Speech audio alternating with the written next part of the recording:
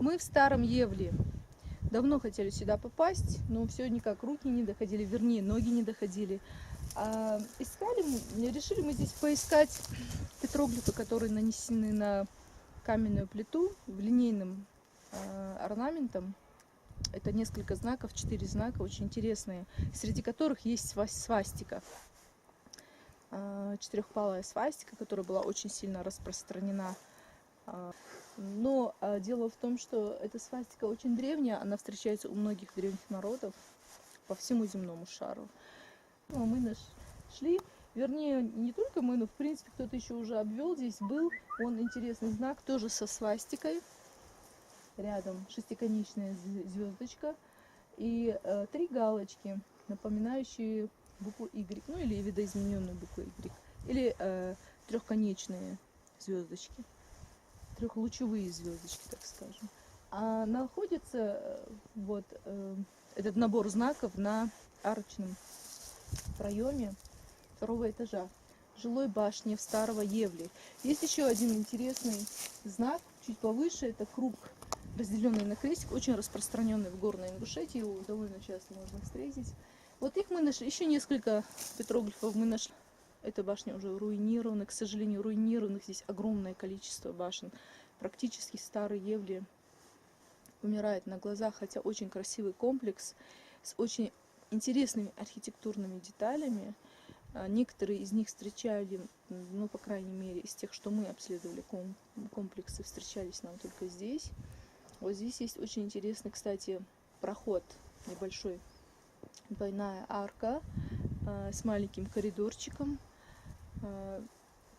Было бы хорошо, если ты сейчас на видео показал бы. Мне очень нравится вот эта архитектурная деталь, выполнена она очень грамотно, красиво, качественно в свое время.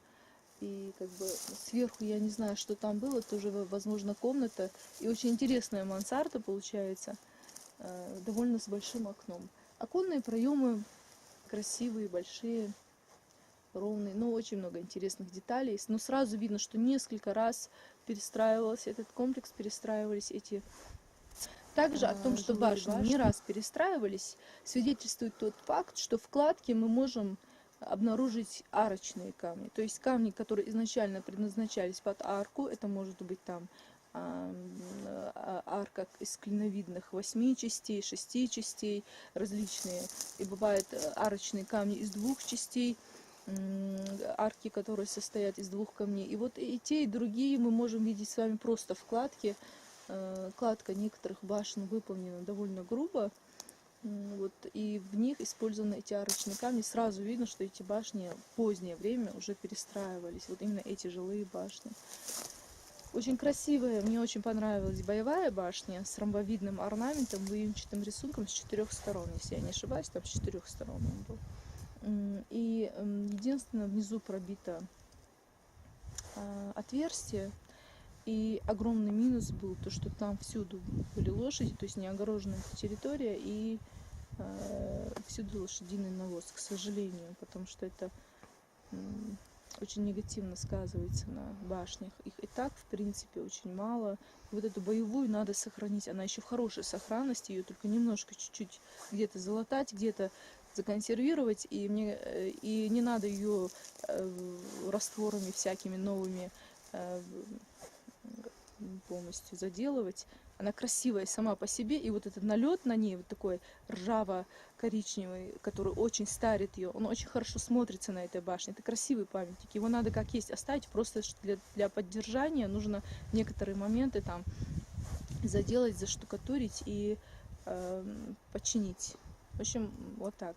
Вот такое состояние Евли сегодня и старого, и нового. Интересные эти знаки.